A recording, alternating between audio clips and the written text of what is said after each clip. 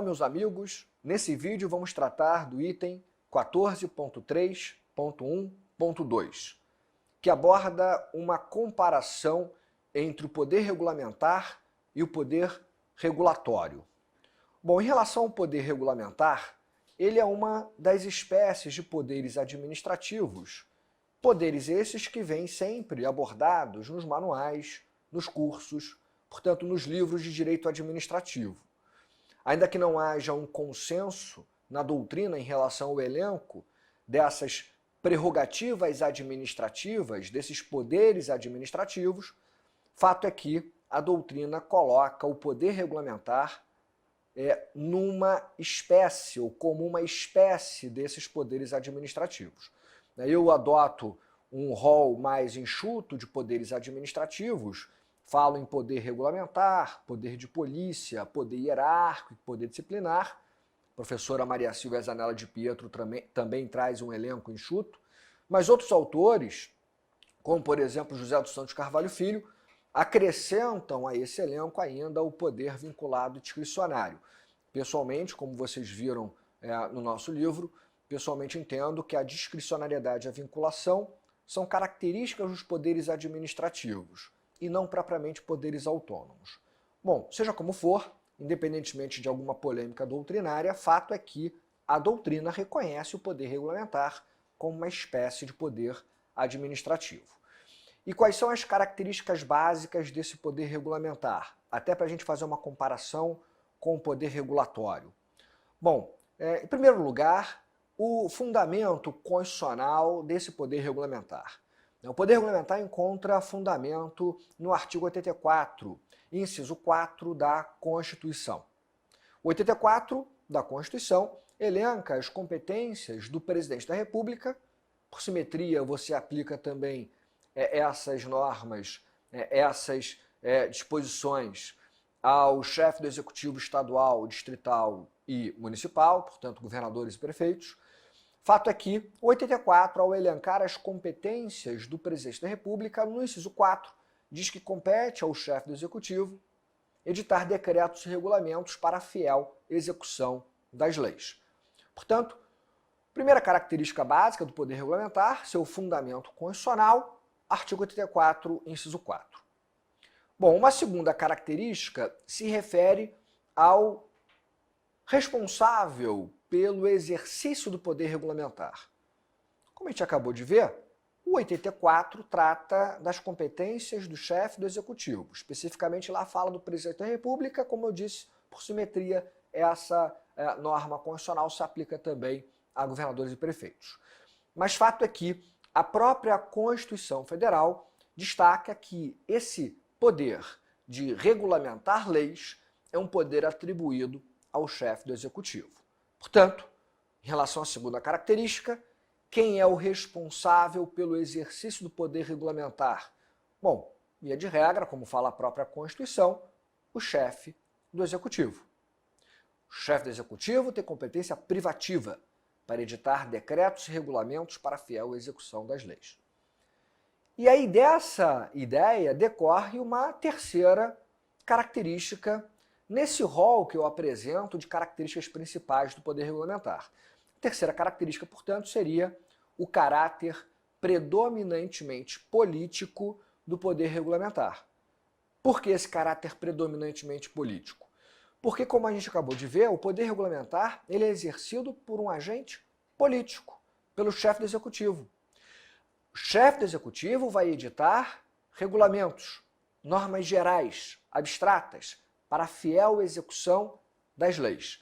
Portanto, o agente político, quando exerce essa prerrogativa, ele atua de forma predominantemente política. Resumidamente, as três características principais, não são as únicas, mas as três características que eu destaco para vocês são essas. Fundamento constitucional do poder regulamentar, o artigo 84, inciso 4. Segunda característica, quem é o responsável por esse poder regulamentar? O chefe do executivo.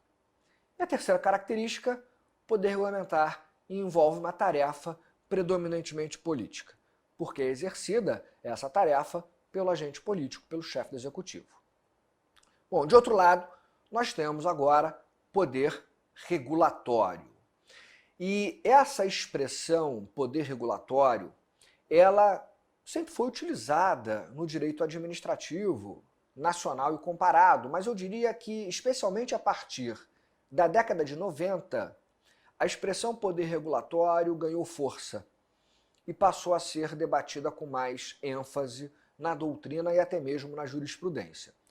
De modo que os manuais tradicionais, especialmente publicados até o início da década de 90, eles não costumam trazer um capítulo dedicado à regulação, um capítulo dedicado às agências reguladoras, até porque elas só foram criadas no Brasil em meados da década de 90, e também não falam, portanto, em poder regulatório.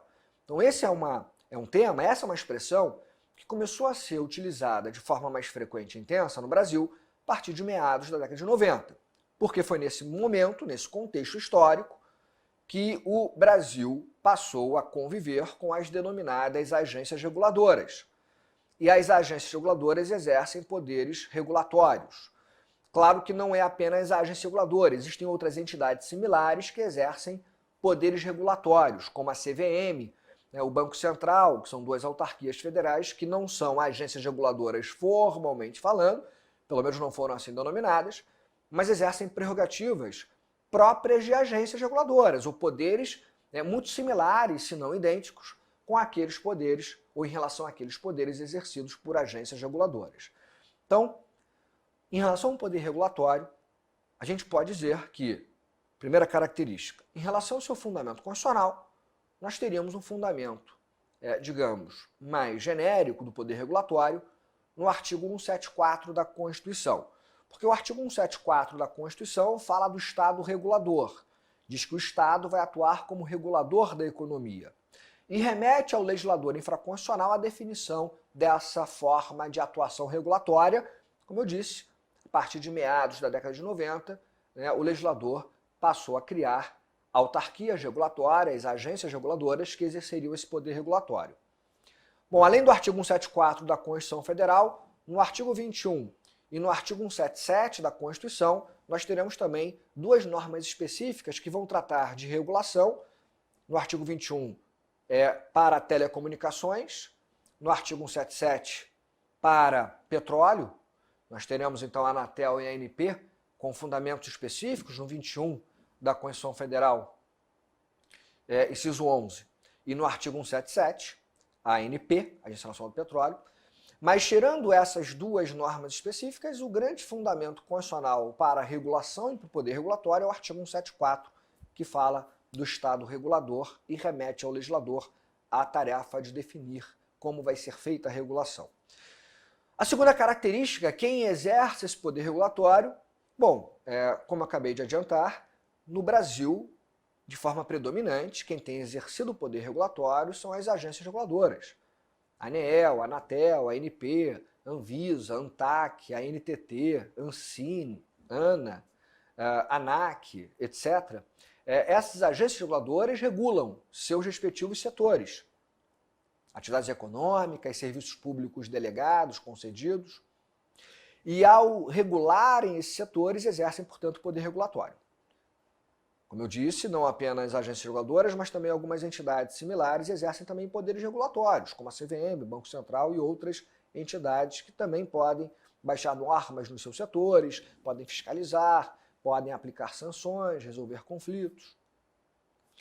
E uma terceira característica, essa atuação regulatória, o poder regulatório, essa atuação regulatória ela é predominantemente técnica. Em regra exercida por agências reguladoras, a atividade regulatória vai ser exercida, portanto, por autoridades que teriam expertise naquele setor regulado. Então, fazendo uma comparação rápida e fechando esse vídeo, poder regulamentar e poder regulatório. Poder regulamentar, artigo 84, inciso 4 da Constituição. Poder regulatório, artigo 174 da Constituição. Poder regulamentar é exercido pelo chefe do Executivo, um agente político. Poder regulatório é exercido em regra por agências reguladoras. E por fim, o poder regulamentar, ele envolve uma tarefa predominantemente política. E o poder regulatório, uma tarefa predominantemente técnica. Tá ok? Muito obrigado pela presença de vocês e até o nosso próximo vídeo.